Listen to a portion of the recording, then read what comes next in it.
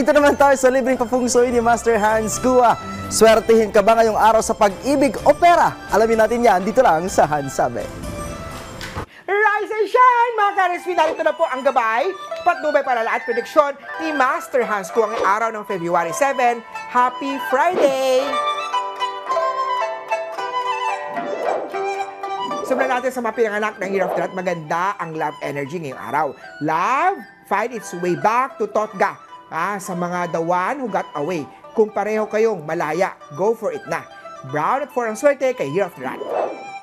Kaya kung saman tayo iwasan magkaroon ng conflict sa maliliit na bagay. Malas yan sa couple na lagi nag-aaway, nagsisigawan. Sa bahay, hindi ang swerte ha. Lumalayo kasi ang financial blessing. Ipa-feng shui cleansing ang bahay. Blue at 3 ang swerte kay Year of the Ox. Kay Year of the Tiger naman tayo sa mga balak magpakasal. Malas ang mangutang lalo kung gagamitin sa kasalan. Makakatulong ang charm sa tahanan para sa iyong harmonious na pagsasamahan. Ipang-feng shui ang bahay. Green at 6 ang swerte kay Year of the Tiger. Kay Year of the Rabbit naman tayo, stress can cause illness. Huwag makalimot na magpahinga, magkaroon ng breaks at huwag mag-OT na mag-OT kung wala namang bayad. Yellow at 2 ang swerte kay Year of the Rabbit. Sa Mayor Dragon naman tayo, iwasan ang mga nangihiram o papapahiram na mga gamit sa opisina o kaklase para hindi lumapit sa iyo ang mga malas. Purple at 9 ang swerte kay Year of the Dragon. Kay Year of the Snake naman tayo sa mga sawi sa pag-ibig ngayong month of February. Anong sabi? Huwag kang maging great pretender na masaya ka sa pagiging single. Yan na. Stop manifesting negative energy para hindi lumayo ang true love sa iyo. Magpa-astrology kay Master Hans. Pink at 5 ang swerte kay Year of the Snake. Sa mga pinanganak ng Year of the Horse, better to stay quiet na lang muna.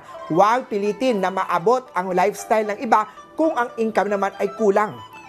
Blue at 3 ang swerte kay Year of the Horsey.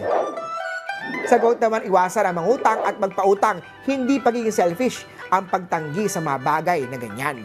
Green at 6 ang swerte kay Year of the Goat.